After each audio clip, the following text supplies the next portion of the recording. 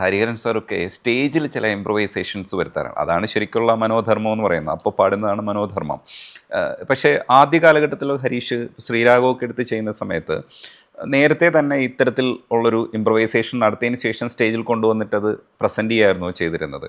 ഇപ്പോഴും കുറച്ചുകൂടെയൊക്കെ മാറ്റം ഉണ്ടാവും. ആ സമയത്ത് നമ്മൾ അതിനകത്ത് മുങ്ങുമ്പോൾ സംഭവിക്കുന്ന ചില മനോധർമ്മങ്ങളിലൂടെ സഞ്ചരിക്കാൻ പറ്റും. അത് സത്യമാണത്. ഞാൻ പറയട്ടെ, ഞാൻ ആദ്യം പാടി തുടങ്ങിയത് ഗാനമേളയിലാണ്. പ്രോപ്പർ അറേഞ്ച്മെന്റ്, താളം ക്ലിക്ക് ഇട്ടിട്ട് ആക്ച്വൽ ഓർക്കസ്ട്ര ലൈവായിട്ട് വായിക്കും. ആ മീറ്ററിൽ പാടി അങ്ങനെ പാടി തുടങ്ങിയ ആൾ ഞാൻ. ഇതേപോലെ ഞാൻ റിയാലിറ്റി ഷോ ബാക്ക്ഗ്രൗണ്ടിൽ നിന്ന് വരുന്നതാണ്. ഞാൻ ഏഷ്യാനെറ്റിൻ്റെ വോയിസ് ഓഫ് ദ വീക്ക് എന്നുള്ള പ്രോഗ്രാം എത്രയോ വർഷം മുമ്പ് അതിൻ്റെ ആദ്യത്തെ എപ്പിസോഡിൽ എനിക്കൊന്ന് ബിജി ചേട്ടൻ കോൺടെസ്റ്റൻ്റ് ആണ്. ആ സമയത്ത് ബിജിവാൽ സാറ്, വിജി ചേട്ടൻ അന്ന് എൻ്റെ കൂടെ ഞങ്ങൾ ഒരുമിച്ച് പാർട്ടിസിപ്പേറ്റ് ചെയ്തിട്ടുണ്ട്. പുള്ളി വോക്കലിസ്റ്റായിട്ട് പുള്ളി അന്ന് പുള്ളിയുടെ ഒരു ഓൺ കോമ്പൊക്കെ പാടി ഭയങ്കര അന്ന് തന്നെ പുള്ളി ഒരു ലെവലിൽ അന്ന് എത്തിച്ചൊരു സമയത്ത്. അപ്പോൾ ഞാൻ ഇത് പറയാൻ വേണ്ടി ഞാൻ ആ ബാക്ക്ഗ്രൗണ്ടിൽ നിന്ന് തന്നെയാണ് വരുന്നത്. കറക്റ്റ് ഓർക്കസ്ട്ര സിസ്റ്റത്തിൽ മീറ്ററിൽ താളമിട്ട് ആ ഒരു ചട്ടക്കൂടിൽ പാടിയാണ് ഞാൻ ഈ ശ്രീരാഗമോ ആണെങ്കിലും ഞാൻ പിന്നീട് പാടി പാതിരാ പുള്ളർന്നു. ഞാനൊരു എൻ്റെ കണക്ക് ശരിയാണെങ്കിൽ 96 തൊട്ട് 98 കാലഘട്ടത്തിൽ ആ പാട്ട് വന്നതിന് ശേഷം ഒരു മിനിമം 20 വേദി ഞാൻ ആ പാട്ട് പാടിയിട്ടുണ്ട്. വേളിക്ക് വെളുപ്പാങ്കാലം ഞാനൊരു അറ്റ്ലീസ്റ്റ് ഒരു 15-20 വേദി ഒരു എൻ്റെ ഓർമ്മയിലാണ് 2 കൊല്ലത്തിനകത്ത്. പിന്നെ ഞാൻ കോളേജിൽ പഠിക്കാൻ നോർത്ത് ഇന്ത്യ പോയപ്പോഴാണ് അത് നിന്നത്. അതേപോലെ വണ്ണാത്തിപ്പുഴയുടെ തീരത്ത്, രാത്തിങ്കൾ പൂത്താലി ചാർത്തി, ചന്ദനച്ചോലയിൽ, പാതിരാമഴയിൽ. അപ്പം ഈ പാട്ടുകളൊക്കെ കൃത്യം ഓർക്കസ്ട്രയിൽ പാടിയാണ് ഞാൻ തുടങ്ങുന്നത്. അതിനുശേഷം ആ പാട്ടുകൾ നമ്മളുടെ ലൈഫിൽ പലതവണ തിരിച്ചു വരുന്നു ആസ് എ ലിസണർ. ആ പാട്ട് നമ്മളിൽ ഭയങ്കരമായ ഒരു വ്യത്യാസങ്ങളൊക്കെ നമ്മളിൽ ഉണ്ടാക്കുന്നുണ്ട്. കാരണം കണ്ടിന്യൂസ് ലിസണിങ്ങിൽ ഇങ്ങനെ ഒരു എന്താ പറയുന്ന ഒരു മൈൻഡ് ഇങ്ങനെ ഓപ്പൺ ആവും. ഈ പാട്ട് ഓരോ തവണ കേൾക്കുമ്പോഴും ആ മൈൻഡ് ഓപ്പൺ ആയതിൽ നിന്ന് നമ്മൾ ചെയ്തു വരുന്ന കുഞ്ഞു കാര്യങ്ങൾ നമ്മൾ സ്വയം ചെയ്യുന്നതാണ് പിന്നീട് ഒരിക്കലും ലൈവ് പാടുമ്പോൾ ഒരു ഇൻ്റർപ്രിട്ടേഷനായിട്ട് വരുന്നത്. അതും കടന്നിട്ട് എത്തുമ്പോഴാണ് ഈ ഓൺ സ്പോട്ട് ഇംപ്രവൈസേഷൻ. ഇപ്പോൾ താങ്കൾ പറഞ്ഞ പോലെ ഹരിജി എത്രയോ വർഷത്തിൻ്റെ ആ ഒരു മ്യൂസിക് അങ്ങനെ അക്യൂമുലേറ്റ് ചെയ്ത് ഒരു ത്രഷോൾഡ് കടക്കുമ്പോഴാണ് ഈ ഓൺ സ്പോട്ടിലൊരു സംഭവം അത്രയും പ്രിസൈസായിട്ട് ചെയ്യുന്നത്. അപ്പോൾ എനിക്ക് തോന്നുന്നു ഇപ്പോൾ ഈ പോയിന്റ് എത്തിയാലും കുറച്ചൊക്കെ ഇപ്പോൾ ഓൺ ദ സ്പോട്ട്.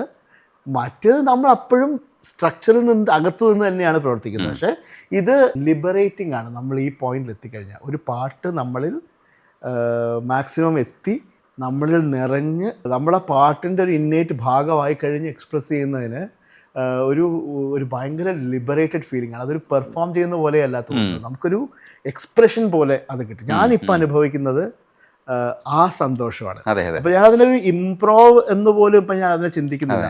അവിടെ ചെന്ന് പാടുമ്പോൾ കിട്ടുന്ന, ഇപ്പോൾ ഉദാഹരണത്തിനായിട്ട് ഈ തരളവിലോലം നിൻ കാലൊച്ച കേട്ടു ഞാൻ അറിയാതെ കോരിത്തരിച്ചു പോയി, അറിയാതെ കോരിത്തരിച്ചു പോയി.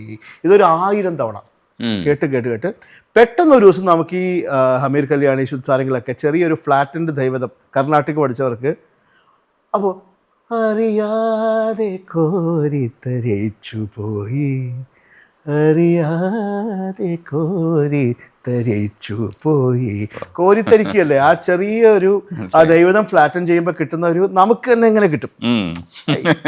അപ്പൊ അതൊരു ഇംപ്രവൈസേഷൻ ഒന്നും അല്ല. അത് അത്രയും തവണ ആ പാട്ട് കേൾക്കുമ്പോൾ ഇതിപ്പോൾ ഏറ്റവും തമാശ, ഇതൊരു അനക്ഡോട്ടായിട്ട് പറയുന്നതാണ്. അപ്പോൾ ഞാൻ സ്റ്റാർ സിംഗറിനകത്ത് എനിക്ക് ഒരു അവസരം കിട്ടി ഗസ്റ്റ് ജഡ്ജായിട്ട് പോകും. അപ്പോൾ ചിത്ര ചേച്ചി ഇരിക്കുന്നുണ്ട്. അപ്പോൾ നമ്മൾ മാക്സിമം ചിത്ര ചേച്ചി അറിയാമല്ലോ. ചിത്ര ചേച്ചി ഭയങ്കരമായിട്ടൊരു പാട്ടിനെ അസസ് ചെയ്ത് നോട്ട് ബൈ നോട്ട് അറിയുന്ന ഒരു ആർട്ടിസ്റ്റ്. പുള്ളിക്കാരി പാടിയ 10,000 പാട്ടെടുത്താൽ 10,000 പാട്ടിൻ്റെയും നോട്ട് പ്രൊസിഷൻ, എന്താ പാടിയത്, എവിടെ, എപ്പോൾ, എങ്ങനെ മൂവ്മെൻറ്റ്, എവിടെ ബ്രെത്ത്, അത്രയും വരെ അറിയുന്ന ആ ലെവലിൽ ഡീറ്റെയിൽ ഉണ്ട് ചേച്ചിക്ക്. അതൊരു അമാനുഷികമായ എബിലിറ്റിയാണ്. അപ്പോൾ ചേച്ചി ഇരിക്കും, ഞാനിങ്ങനെ പാടി ഈ സാധനം അറിയാതെ പാടിക്കഴിഞ്ഞപ്പോൾ പിന്നെ ഒരു ടേക്ക് കൂടെ എടുക്കാൻ പറഞ്ഞു. ഒന്നും കൂടെ ഒരു ചേച്ചിനെ വിളിച്ചിട്ട് ആ ഒരു ക്രൊമാറ്റിക് നേരത്തെ പാടിയത് ഇപ്പം രണ്ടാമത് പാടിയപ്പോൾ ഇല്ലല്ലോ ഹരീഷേ. അപ്പോഴാണ് ഞാൻ കഴിഞ്ഞ തവണ പാടിയപ്പോൾ ഒരു ക്രൊമാറ്റിക് പാടിയായിരുന്നല്ലേ. അപ്പം നമുക്ക് ആദ്യം അയ്യോ ചേച്ചിയോടെ ഇരിക്കുന്ന അറിഞ്ഞിരുന്നെങ്കിൽ നമ്മൾ വെക്കാറ് അത് ആ സമയത്ത് തന്നെ അവോയ്ഡ് ചെയ്ത് വിടുമായിരുന്നു. അപ്പോൾ നല്ലതായിരുന്നു ഹരീഷ. ഞാൻ ഓർത്ത് രണ്ടാമത്തെ ടേക്ക് എടുക്കുമ്പോൾ ഒന്നുകൂടെ ഒന്ന് ഓർത്തിട്ട് അത് ആ ക്രോമാറ്റിക് ഒന്നുകൂടെ ഒന്ന് ചെയ്യും. ഓ അപ്പം ചുമ്മാ അപ്പോൾ പാടിയതാണോ? അപ്പോൾ ചേച്ചി ഞാൻ അപ്പോൾ ശരി. അപ്പോൾ അതിൽ നിന്ന് എനിക്ക് മനസ്സിലായത് ഞാനൊരു പ്രീമെഡിറ്റേഷനും ഇല്ല, അറിയാതെ അത് കയറി വന്നു.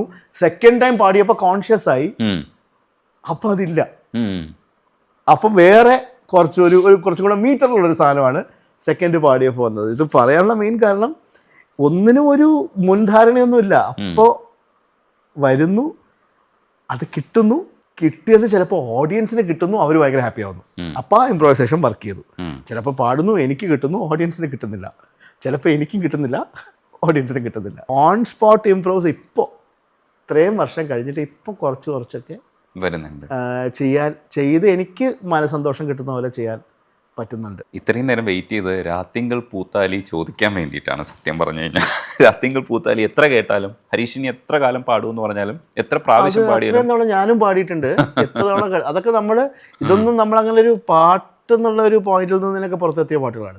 എനിക്ക് തോന്നുന്ന ഒരു ജനറേഷൻ്റെ ഗ്രോയിങ് അപ്പിൻ്റെ ഭാഗവും ജോൺസൺ മാസ്റ്റർ ലെഗസി നമ്മളുടെ മൈൻഡിൽ ഒരു അരക്കിട്ടുറപ്പിക്കുന്ന പോലത്തെ പാട്ടുകളാണ്. ഇതിനൊക്കെ പെർഫോമൻസ് ആയിട്ട് ഇപ്പോൾ കൺസിഡർ ചെയ്യുന്നത് തന്നെ വളരെ സ്റ്റൂപ്പിഡായിരിക്കും. കാരണം ഇതൊന്നും പെർഫോം ചെയ്യുന്ന പാട്ടുകളല്ല, ഇതൊക്കെ ആർട്ടിഫാക്ട്സ് ആണ്. നമ്മൾ രാത്തിങ്കൾ പൂത്താലി ഗിരീഷ് പുത്തഞ്ചേരി സാറ് എഴുതി വെച്ച വരികൾ, ദാസേട്ടൻ പാടിയത്, ജോൺസൺ മാഷ് കമ്പോസ് ചെയ്ത ഒരു ആർട്ടിഫാക്ട്. അത് നമ്മൾ മൊണാലിസ നോക്കി പിന്നെയും വരയ്ക്കുന്ന പോലെ, അല്ലെങ്കിൽ ഒരു സൂര്യോദയം നോക്കി നമ്മൾ വീണ്ടും പെയിൻറ്റ് ചെയ്യുന്നത് സൂര്യോദയം അല്ല, അതിൻ്റെ ആ ആർട്ടിഫാക്റ്റിൻ്റെ ഒരു ഇൻ്റർപ്രിട്ടേഷൻ. അത്രയും മാത്രമേ ആ പാട്ടൊക്കെ ചെയ്യാൻ പറ്റൂ.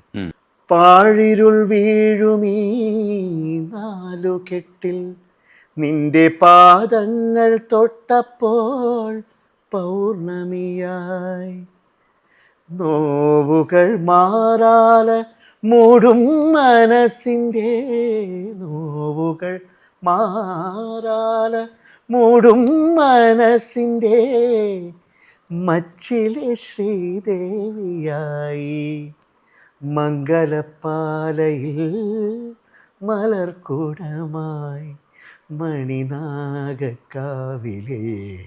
മൺവിളക്കായി, രാത്തിങ്കൾ പൂത്താലി ചാർത്തി, കണ്ണിൽ നക്ഷത്ര നിറദീപം നീട്ടി, നാലില്ല കോലായിൽ പൂവേളി പുൽപ്പായിൽ, നവമി നിലാവേ നീ വിരിഞ്ഞു, നെഞ്ചിൽ നറുജപ തീർത്ഥമായി നീ നിറഞ്ഞു. രാഗവും കൂടെ ഒന്ന് പറഞ്ഞു തരും. ജോഗ് രാഗം, മോസ്റ്റ്ലി ജോഗ് തിലങ്ക്, രണ്ട് രാഗത്തിൻ്റെ മിക്സ്. ഗമപനി സനി പമഗ പമഗ നീ ഗസ നീ മനി ഗമപസനി പനി സഗമപഗമഗ നീ ഗനി സപനി പഗമഗ നീ സപമഗ.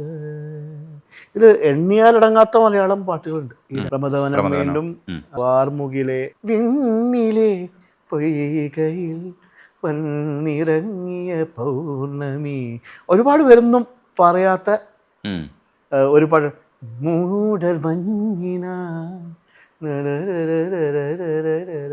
വിദ്യാസാഗറിന്റെ എനിക്ക് ഏറ്റവും ഇഷ്ടപ്പെട്ട കോമ്പസിഷനാണ്. വിരൽ തുമ്പു തേടും വീണയായി മാറുമോ, അത് ലൈറ്റ് മ്യൂസിക് ആയിട്ട് ട്രീറ്റ് ചെയ്ത്. അതുപോലെ രവീന്ദ്ര മാഷിന്റെ കേസ് വരുമ്പോൾ അദ്ദേഹം അത് ക്ലാസിക്കലായിട്ട് ചെയ്തു വെച്ചു. മറ്റേ പ്രമദവനത്തിനകത്ത് ഒരു പക്ക സെമി ക്ലാസിക്കൽ സ്ട്രോങ് സംഭവമായിട്ട്, ഒരു ദാൽ തടാകമാണ് എൻ്റെ ഹൃദയം അതിൽ നീ ഒഴുകും രാക്കൂടിൽ, ഇതൊക്കെ ഈ രാഗ ഫാമിലിയിൽ വരുന്നതാ. ശൂന്യവേദികയിൽ കണ്ടു നിന്നിഴൽ ചന്തം, പറയാൻ മറന്ന പരിഭവങ്ങൾ. അത് മറ്റേ എക്സ്ട്രീം, ഒരു ഭയങ്കര ഗസൽ ഹിന്ദുസ്ഥാനി ആ ഒരു മുഴ. ശ്രുതിയമ്മാലയമച്ചൻ മകളുടെ പേരോ സംഗീതം. ശ്രാവൺ ഗംഗ ആക്ച്വലി എണ്ണി എടുക്കണ്ട, അത്രയധികം പാട്ടുകളാണ് ഈ ഒരു സോണിൽ. പക്ഷെ അതൊക്കെ പറയുമ്പോഴും ജോൺസൺ മാഷിന്റെ പാട്ട് ഒരു ആർട്ടിഫാക്റ്റ് ആയിട്ട് വേറെ ഇങ്ങനെ നിലനിൽക്കും.